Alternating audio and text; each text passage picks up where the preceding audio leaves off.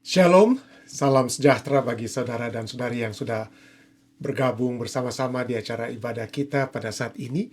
Kita memuji dan besarkan nama Tuhan, kesempatan yang indah yang dapat kita miliki untuk beribadah bersama. Walaupun kemarin mungkin karena satu dan lain hal kami tidak sempat bersama-sama dengan Anda, tetapi puji Tuhan kita kembali dapat beribadah saat ini, memulaikan juga satu pelajaran baru, memulaikan satu pelajaran baru dari pelajaran sekolah sahabat kita yang akan kita pelajari bersama pada saat ini. Baik, untuk memulaikan acara ini, mari kita bersatu di dalam doa.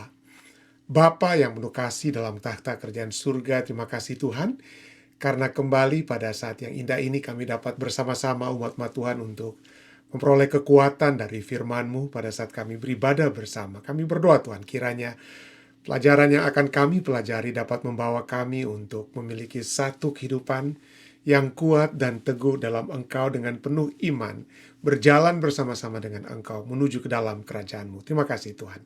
Biarlah ibadah ini dapat berkenan dan kiranya hamba berdapat bermohon kiranya Roh Kudus Engkau akan menyertai hati dan pikiran kami semua, sehingga kami dapat bersama-sama mempelajari pelajaran ini dan dapat mempraktekannya dalam kehidupan kami. Terima kasih Tuhan, Engkau sudah mendengar dan menjawab doa kami. Inilah doa dan permohonan yang hamba bawanya dalam nama Yesus Kristus, Tuhan dan Juru Selamat tebus kami. Amin. Baik saudara yang saya kasih dalam Yesus Kristus, kembali pada saat ini seperti saya katakan tadi, kita memiliki satu pelajaran yang baru ya, dengan satu judul ya, menyatukan surga dan bumi ya, menyatukan surga dan bumi Kristus yang digambarkan dalam kitab Filipi dan kitab Kolose. Inilah pelajaran kita sepanjang satu triwulan ini, satu kuarter ini ya, 3 bulanan ini, menyatukan surga dan bumi Kristus dalam Filipi dan Kolose. Dan pada saat ini kita akan mempelajari, minggu pertama ini, kita akan mempelajari satu judul, dianiaya tetapi tidak ditinggalkan. Itu judulnya, dianiaya tetapi tidak ditinggalkan. Ayat intinya terdapat dalam Filipi 4 ayat 4 yang berkata, bersukacitalah senantiasa dalam Tuhan, sekali lagi kukatakan bersukacitalah. Bersukacitalah. Bersukacita, kapan ini diucapkan Rasul Paulus? Dalam suratnya kepada jemaat Filipi, dia sedang berada di penjara di Roma. Jadi dalam penjara, tapi dia berbicara kepada umat-umat Tuhan di Filipi, dalam Filipi 4 ayat 4, bersukacitalah senantiasa dalam Tuhan, dalam setiap waktu, dalam keadaan apapun. Ya. Kenapa? Karena walaupun pada pelajaran kita saat ini kita membahas tentang Paulus dalam belenggu, ya, walaupun dia dalam belenggu sekalipun, dia tetap dapat bersukacita. Apa yang telah dituliskan oleh penulis pelajaran sekolah sahabat kita pada saat ini? Mari kita coba ringkaskan apa yang telah dituliskan pada pelajaran kita untuk hari Senin ini ya, tanggal 29 Desember. Ya. Paulus dalam belenggu. Nah, pelajaran kita katakan bahwa ringkasannya adalah bahwa Rasul Paulus adalah contoh nyata seorang pelayan Tuhan yang setia. Meskipun hidupnya penuh dengan penderitaan dan keterbatasan. Dalam surat-suratnya Paulus menyebutkan bahwa ia mengalami pemenjaraan bukan satu kali, tapi beberapa kali. Ya, beberapa kali ia dipenjara. 2 Korintus 6 ayat 5 yang kita akan lihat ayat 11 dan 23 dan 2 Korintus 7 ayat 5. Pemenjaraan pertama itu tercatat, yang dicatat itu pada saat dia berada di Filipi dalam Kisah 16 ayat 16 sampai 24. Dia apa? Ditahan oleh orang-orang di Filipi. Kenapa? Karena dia dituduh telah menyatakan sebagai orang Yahudi bahwa dewa-dewi orang Filipi itu tidak ada gunanya, dan begitu juga ada kehilangan pekerjaan lah mereka orang-orang di Filipi yang biasa beribadah kepada roh-roh jahat ya. Jadi, dan ini pertama-tama itu terjadi di Filipi. Dia dituduh di sana dan dimasukkan dalam penjara. Kemudian ia juga ditahan di Yerusalem, lalu dipindahkan ke Kaisarea, dan akhirnya menjadi tahanan rumah di Romawi, di mana ia dirantai dengan seorang tentara Roma elit. Anda bisa baca dalam Filemon 10 dan ayat pasalnya yang ke-13 juga ya. Dan kondisi dia dalam penjara di Roma itu sangat berat. Kenapa? Karena para prajurit yang mengawalnya seringkali bersikap kasar dan tidak berperi kemanusiaan. Ya, dalam penderitaan, ya namun ya, dalam penderitaan fisik yang tidak mematahkan. Hal tersebut tidak mematahkan iman Paulus. Dalam 2 Korintus 4 ayat 7-12, Paulus menjelaskan rahasia ketahanannya. Apa itu? Ia menyadari kuasa Allah itu nyata. Ada kekuatan surga pada saat dia berada dalam penderitaan sekalipun. Ia menyadari bahwa kuasa Allah itu nyata justru melalui kelemahan manusia. Hidupnya digambarkan sebagai harta dalam bejana tanah liat, supaya jelas bahwa kekuatan sejati itu berasal dari Allah, bukan dari dirinya sendiri. Fokus hidup Paulus bukan pada penderitaannya, melainkan pada kehidupan Yesus yang dinyatakan melalui dirinya. Bahkan di tengah tekanan, di tengah aniaya dan ancaman kematian sekalipun ya. Karena itu, meskipun ia tertekan dalam aniaya, ia tidak putus asa. Meskipun dianiaya, ia tidak ditinggalkan oleh Allah. Dalam 2 Korintus 6 ayat 3-7, Paulus juga menunjukkan bahwa ia tidak menghadapi penderitaan itu sendirian. Ia tidak hadapi itu sendirian. Ia memiliki sumber-sumber rohani yang menopangnya, yaitu kesabaran yang diberikan oleh Roh Kudus tentu saja. Roh Kudus itu sendiri diberikan ya kepadanya. Kasih yang tulus, firman kebenaran dan kuasa Allah. Jadi di dalam penjara sekalipun dia tetap melihat itu sebagai satu kesempatan untuk memberitakan kebenaran, ya, memberitakan kebenaran. Nah, firman Tuhan telah menjadi pedoman dan penguatan baginya, sementara Roh Kudus bekerja di dalam hatinya untuk memurnikan, untuk menguatkan dan memampukannya mengalahkan kecenderungan dosa, termasuk untuk apa ya? Untuk menyerah, ya, untuk menyerah, untuk menyatakan Allah itu bukan lagi sebagai Allahnya. Itu dapat terjadi. Dia dapat bertanya, Tuhan di mana engkau? Dalam menderita, tapi itu tidak lakukan. Seperti ditegaskan oleh Ellen White, Roh Kuduslah yang menjadikan karya Kristus itu efektif dalam kehidupan orang percaya dan memberi kuasa ilahi untuk menang atas kejahatan. Roh Kudus yang dapat membantu saudara dan saya mengalahkan tantangan kehidupan yang kita mungkin alami saat ini. Refleksi pelajaran kita ya. Refleksi pelajarannya kita adalah bahwa pelajaran ini menantang setiap orang percaya, baik pelayan jemaat ya, maupun anggota gereja, untuk memperlihatkan diri kita sebagai pelayan-pelayan Allah. 2 Korintus 6 ayat 4. Artinya, kesetiaan kepada Tuhan tidak diukur dari kondisi yang nyaman, keadaan yang nyaman. Kita diberkati Tuhan, makanya tidak ada masalah keuangan, kesehatan, dan lain sebagainya. Tidak ya.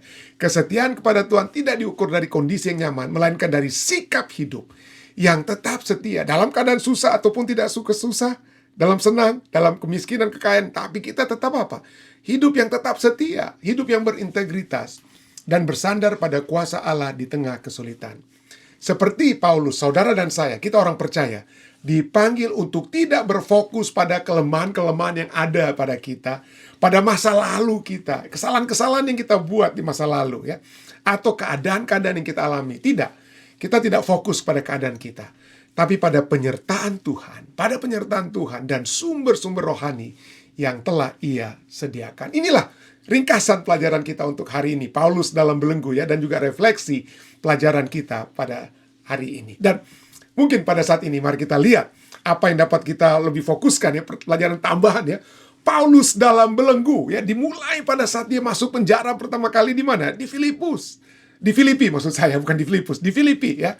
Di Filipi dia berada dalam penjara, ya. Kemudian di Yerusalem, ke Kaisarea, sampai dia keadaan di mana? Dipenjarakan di Romawi. Dan kalau Anda pergi ke kota Roma, Italia saat ini, Anda pergi ke satu tempat yang sudah menjadi tempat apa ya? Jadi gereja, mungkin saya percaya. Tapi Mamertine Prison. Tapi inilah bukan gereja, tapi menjadi museum ya, archaeological museum. Disinilah yang dikatakan, yang menurut arkeologi ya, dikatakan inilah gambaran penjara di zamannya Rasul Paulus. Karena ini sudah penjara yang Mamertine Prison atau penjara Mamertine ini sudah ada seberapa ratus tahun, 100-200 tahun sebelum Rasul Paulus ya, sebelum Rasul Paulus. Jadi tapi kira-kira kondisi di sinilah. Jadi kondisinya itu sangat-sangat mengerikan. Tidak ada ya, mungkin kalau Anda di negara maju seperti Amerika, mungkin penjaranya itu bahkan bisa lebih enak sepertinya ya. Ada makanan yang reguler, tapi tidak kalau penjara di zaman Romawi. Nah, nggak usah pergi ke zaman Romawi ya.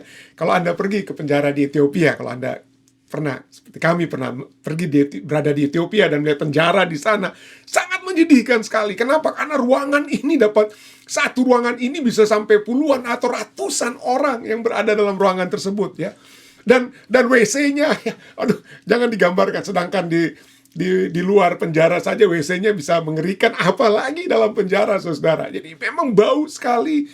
Makanan itu di zaman Rasul Paulus dan di Ethiopia. Di Ethiopia itu makanan itu dibawa, ya penjara itu kadang-kadang sekali sehari kasih makanan, tapi itu tidak enak sekali ya. Tapi makanan itu biasanya dibawa oleh keluarga supaya mereka bisa makan dalam penjara. Jadi itulah zaman Rasul Paulus ya. Di zaman Rasul Paulus itu lebih mengerikan lagi penjara. Dan mereka bukan ini, penjara ini sudah kosong, tapi biasanya ada pasungan di situ, tempat orang diikat kaki dan tangan mereka. Nah, tangan per kaki itu diikat dan sangat jorok, sangat mengerikan, sangat menyedihkan. Tapi inilah ya, inilah yang terjadi kepada Rasul Paulus ya. Berkali-kali dia dibelenggu, berkali-kali masuk dalam penjara. Bahkan sejak pertama kali ya, pada mulanya dia justru yang menjadi penganiaya umat-umat Kristen mula-mula ya. Pada saat dia ditulis pertama kali tentang Rasul Paulus, dia yang menyebabkan Stefanus itu mati. Tapi kemudian dalam perjalanan ke Damaskus, dia dapat apa? Melihat, bertemu dengan Yesus Kristus ya. Dan kita lihat bagaimana ada dua pertanyaan yang ditanyakan oleh Rasul Paulus ya. Pada saat dia jatuh dari keledai atau kudanya pada sedang perjalanan ke Damaskus tersebut ya. Dalam ke Damsyik ya, dia bertanya, siapakah engkau Tuhan? Ya. Lalu Yesus menjawab, akulah Yesus orang Nazaret yang kau aniaya itu. Pertanyaan kedua yang dia tanyakan, Tuhan, apakah yang harus kuperbuat? Lalu kata Tuhan, bangkitlah dan pergilah ke Damsyik. Di sana akan diberitahukan kepadamu segala sesuatu yang ditugaskan kepadamu. Apa yang ditugaskan kepada dia? Apa yang ditugaskan kepada Rasul Paulus untuk menginjil? Bagaimana dia akan menginjil? Naik pesawat pribadi atau apa? Dengan kayak seringkali penginjil-penginjil modern tuh enak sekali mungkin hidupnya gitu ya, kaya dan lain sebagainya. Tapi apa yang ditugaskan kepada Rasul Paulus untuk hidup enak? Pada saat dia masuk ke kota Damsyik, kalau Anda baca ya, itu tadi pengulangan itu dia ditulis, itu dalam Kisah Para Rasul 9, tapi dalam Rasul 22 juga diceritakan bagaimana Rasul Paulus memiliki dua pertanyaan ini kepada Tuhan. Tapi itu kisahnya itu, yang pertama-tama dicatat itu dalam Kisah Para Rasul Fatsalnya yang ke-9, dan dalam pasal 9, setelah dia apa? Dalam keadaan buta ya, karena dia melihat cahaya kemuliaan Yesus membutakannya, tapi dia masuk ya. Dan kemudian bertemu dengan salah seorang orang percaya saat itu, Ananias ya, murid Yesus juga pada saat, berarti bukan dari 12 murid Yesus itu ya. Lalu apa yang terjadi ya? Ananias bilang waktu Tuhan suruh kamu akan bertemu dengan Paulus. Oh, Saulus. Ananias bilang, oh dia itu penganiaya Tuhan, dia itu penganiaya. Tapi firman Tuhan kepadanya dalam Kisah Para Rasul 9 ayat 15-17, tetapi firman Tuhan kepada Ananias, pergilah, sebab orang ini adalah alat pilihan bagiku. Dia akan menginjil kepada bangsa-bangsa. Kalau kita tuh ya, dia akan menginjil kepada bangsa-bangsa dan seterusnya. Ayat 16. Aku sendiri akan menunjukkan kepadanya betapa banyak penderitaan yang harus ia tanggung karena namaku. Lalu pergilah Ananias ke situ dan masuk rumah itu, ia menumpangkan tangannya ke atas Saulus. Saulus bertanya, Tuhan, apa yang kau ingin aku perbuat kepadamu? Apa yang harus aku lakukan? Menjadi apa? Penginjil Tuhan, alat pilihan bagi penginjilan Tuhan. Tetapi yang menginjil bagi Tuhan itu apa? Akan banyak penderitaan yang harus ditanggung oleh karena namaku. Dan betul, itu yang terjadi kepada Rasul Paulus ya. Itu yang terjadi sebagai rasul yang menderita ya, rasul yang menderita. Dalam 2 Korintus 11 ayat 23 sampai 29 ayat atau 30 Anda bisa baca. Mari kita baca beberapa ayat ya. Dalam 2 Korintus 11 ayat 23 sampai 25 Rasul Paulus katakan, sebagai pelayan Tuhan, aku lebih lagi menderitanya ya. Aku lebih banyak berjeri lelah, lebih sering di dalam penjara, didera di luar batas, kelap kali dalam bahaya maut, 5 kali. Kalau Yesus bahkan cuma 1 kali ya, tapi Rasul Paulus ini 5 kali disesah orang Yahudi. Setiap kali disesah itu apa? 40 kurang 1 pukulan, artinya 39 kali. Yesus juga disesah itu. Yesus disesah itu 39 kali. Kenapa? Karena orang Romawi, kita sudah pernah pelajari itu lalu, sudah mengetahui kalau kita dipukul sampai 40 kali, mati pasti. Jadi 39 itu memang hampir mati. Itulah sebabnya dikatakan 5 kali aku disesah.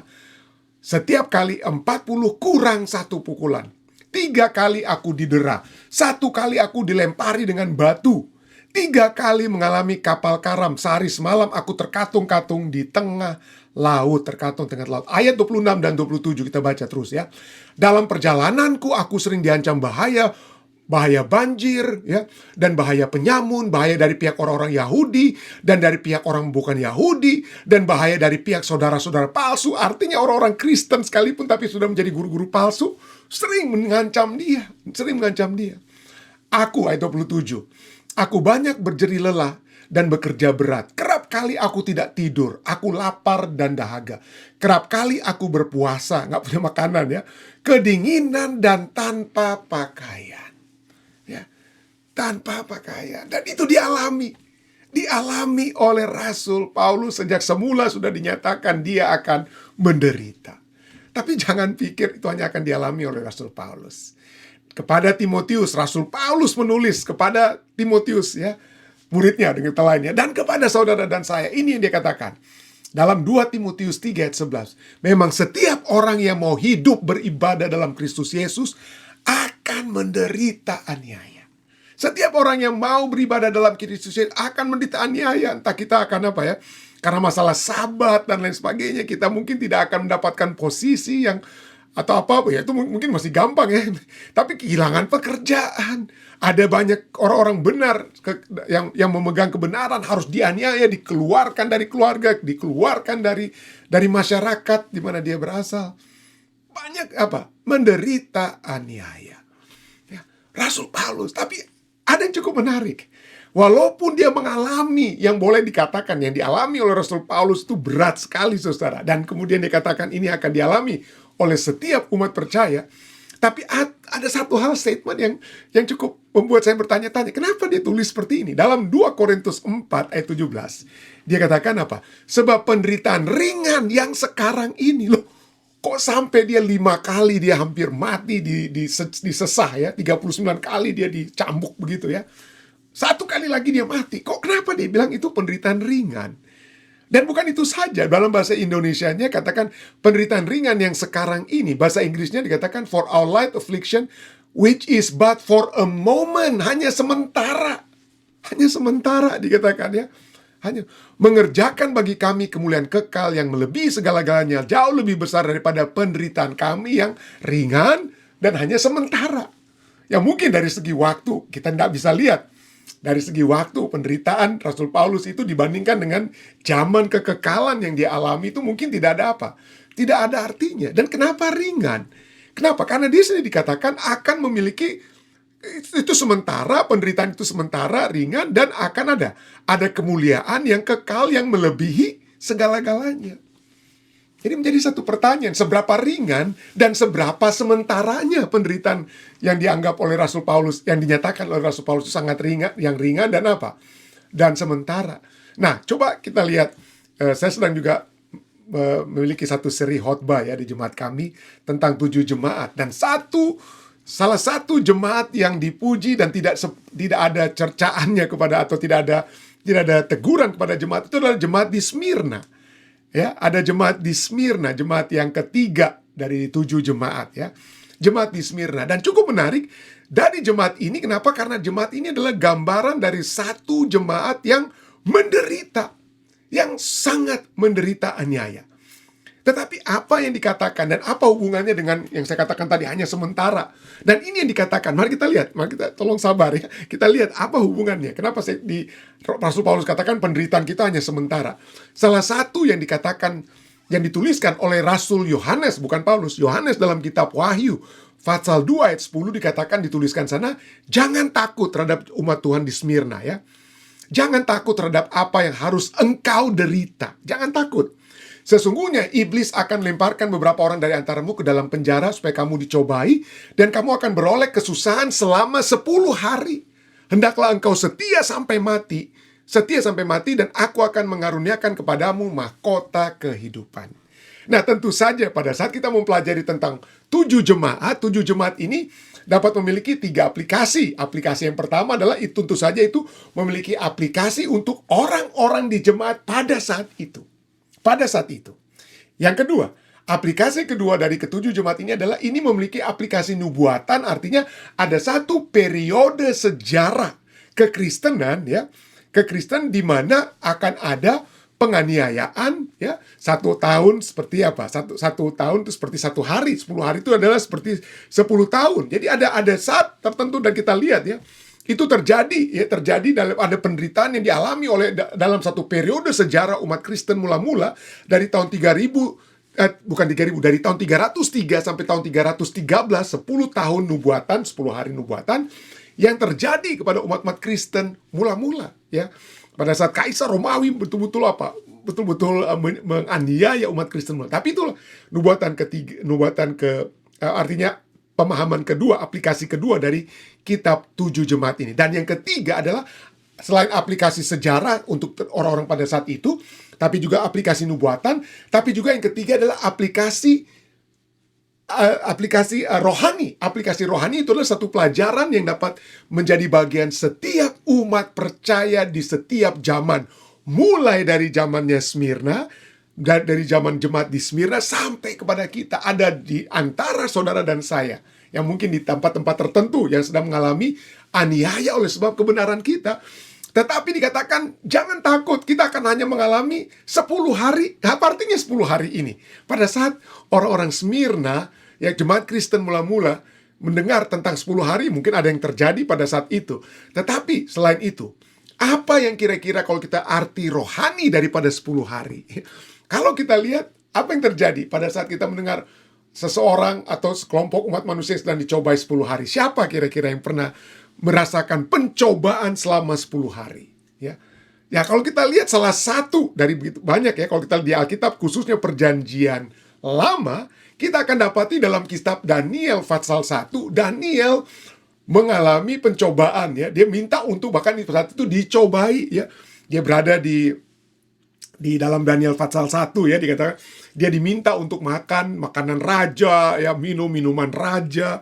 Tapi dia nggak bisa dengan makanan raja dan minuman raja. Kemudian dikatakan, adakanlah percobaan dengan hamba-hamba ini selama 10 hari, dan biarlah kepada kami diberikan sayur untuk dimakan dan air untuk diminum. Anda bisa baca itu dalam kitab Daniel pasal 1. Jadi 10 hari. Dan setelah mereka dicobai, mengalami pencobaan istilahnya, walaupun bukan dalam konteks dianiaya ya, tapi 10 hari ini, setelah 10 hari, ternyata keadaan mereka itu lebih apa? Lebih baik.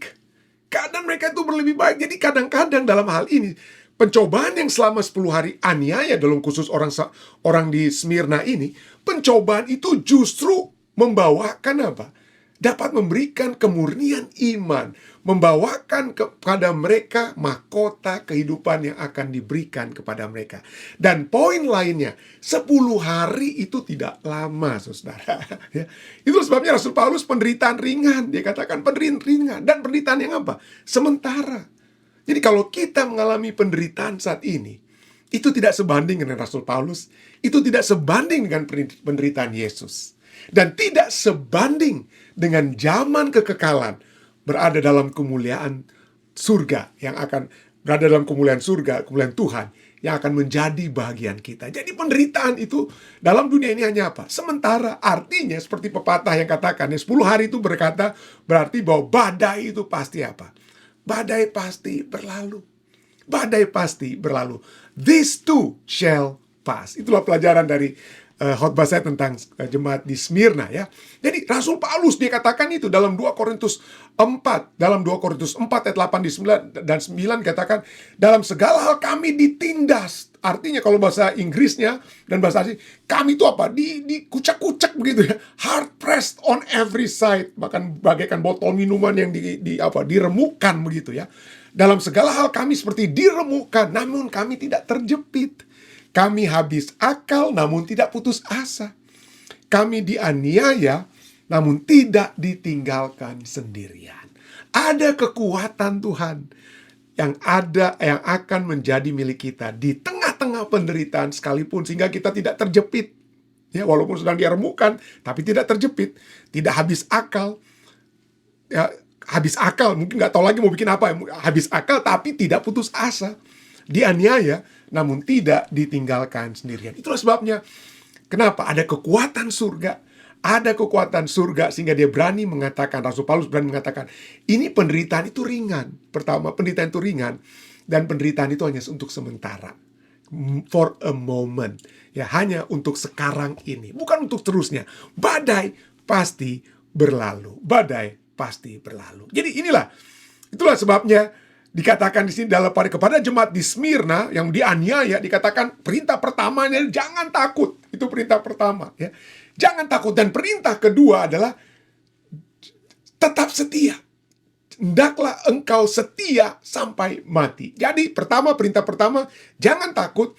Yang kedua, tetap setia, tetap memiliki iman, ya. Be faithful, bahasa Inggrisnya be faithful, ya. Ada hubungan antara fear dan faithfulness. Ada hubungan antara ketakutan dan iman. Artinya begini, semakin banyak ketakutan kita, semakin kita banyak ketakutan, maka akan sedikit iman. Itu karena ada sedikit iman. Tetapi kalau kita memiliki iman yang lebih besar atau lebih banyak, maka sedikit ketakutan itu terjadi. Sedikit. Jadi kalau kita memiliki iman, artinya percaya kepada Tuhan kita, maka ketakutan itu hilang. Ya, saya orang misalnya, coba ilustrasi saja tentang banyak takut sedikit iman ini. Saya orang yang juga sangat seperti banyakan di antara Anda, ya, takut sekali dengan ular, ya, takut sekali dengan ular. Tapi beberapa waktu lalu kami ada camping, berapa bulan lalu ada camping jemaat. Di tempat camping tersebut ada park rangernya itu tunjukkan ular. Dia katakan, ular ini baik, ular ini percaya, ular ini tidak akan menggigit kita, tidak akan menggigit Anda. Jadi saya takut ular, saya nggak percaya dengan ularnya. Saya tidak percaya dengan ular, tapi saya percaya dengan park rangernya. Saya percaya dengan park rangernya, maka begitu park ranger itu angkat ular tersebut, maka saya berani apa? Saya berani pegang, ya. Walaupun hati saya itu mungkin, tapi saya tetap bertahan, tetap kuat, bukan karena apa-apa, tapi karena saya percaya dengan petugas keamanan di tempat kami berkemah tersebut yang katakan bahwa ular ini tidak akan menggigit Anda. Jadi kalau saya memiliki iman kepada seseorang, maka saya tidak takut, ya. Jadi itulah, ya. Jadi katakan hendaklah engkau apa? Jangan takut. Yang pertama, yang kedua, engkau tetaplah apa? Tetaplah setia, tetaplah memiliki iman sampai mati. Wah, sampai mati. Ini apa artinya, ya? Kenapa kita harus memiliki iman? Seperti kita lihat, Alkitab berisi tentang begitu banyak umat-umat Tuhan yang berada dalam penderitaan. Seperti Sadrak, Mesak, dan Abednego. Ya, Sadrak, Mesak, dan Abednego berada dalam dapur apa? Dapur api. Tapi coba lihat, di mana justru mereka bersama dengan Kristus kelihatan. Bukan di dalam dapur api, tapi di luar. Bukan di luar, maksud saya. Bukan di luar dapur api kelihatan dengan Yesus, tetapi di dalam dapur api. Dan di dalam dapur api inilah tangan mereka waktu di luar itu diikat. Tapi begitu mereka berada dilemparkan dalam dapur api, bukan hanya mereka tidak mati, ikatan yang mengikat tangan mereka itu hilang. Dan yang berikutnya, 3 orang yang masuk kelihatan seperti anak manusia ada bersama-sama dengan mereka. Artinya, di dalam penganiayaan sekalipun, ya, kita dapat melihat Tuhan menyertai kita.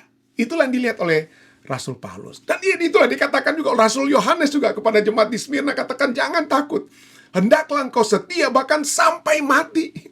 Waduh, kalau kita biasa kan kalau mati itu kan udah game over, ya. Kalau kita mati kan berarti game over. Tapi apa? Kematian keberapa ini dimaksudkan dalam Wahyu 2 ayat 10? Ini berbicara tentang kematian pertama. Kematian akibat dosa. Ya, karena akibat dosa menyebabkan saudara dan saya sakit. Akibat dosa menyebabkan kalau saya mati sebelum kedatangan Yesus, saya dapat mati. Tapi itu kematian yang pertama. Jangan sampai kita mati di kematian yang kedua, yaitu kematian karena upah dosa. Upah dosa itulah kematian yang untuk selama-lamanya. Tapi kematian pertama kita semua bisa alami, karena itulah akibat-akibat dosa. Ya. Dan akibat dosa kita mungkin dianiaya sampai kita mati. Tapi kalaupun kita harus mati karena kebenaran firman Tuhan, biar. Kenapa? Karena kita hanya mati untuk kematian yang pertama. Begitu Yesus datang di kali yang kedua, kita akan dibangkitkan, masuk ke dalam kerajaannya, dan akan hidup bersama-sama dengan Tuhan kita untuk apa? Selama-lamanya. Maut yang sesungguhnya, kematian yang kedua, kematian yang sesungguhnya, kematian kekal itu tidak akan menjadi bahagian kita. Ya, tidak akan menjadi bagian kita. Kenapa? Karena kesetiaan ya kesetiaan dan karena iman kita yang kuat kepada Tuhan. Dan akibat daripada kita yang tidak takut dan tetap setia, bahkan sampai mati, kita akan menerima mahkota kehidupan. Dikatakan, hendaklah engkau setia sampai mati, dan aku akan mengaruniakan kepadamu mahkota kehidupan. Wahyu 2 ayat 10. Dan ayat berikutnya, Wahyu 2 ayat 11 kemudian katakan apa?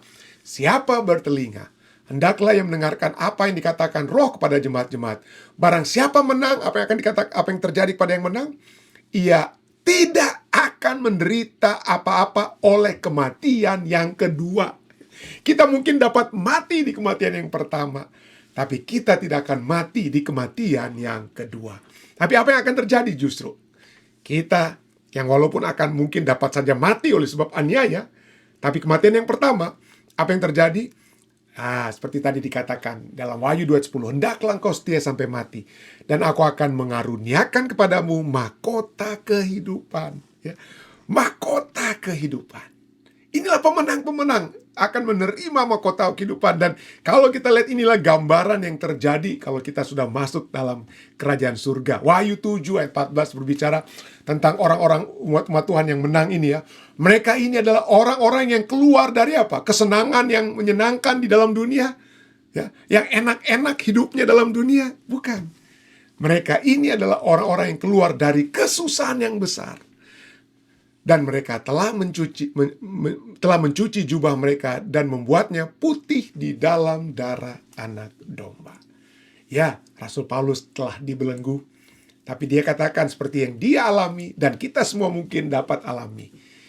Penderitaan-penderitaan kita itu pertama-tama yang seperti yang dia katakan ringan. Kenapa ringan? Karena ada Tuhan yang bersama-sama dengan kita.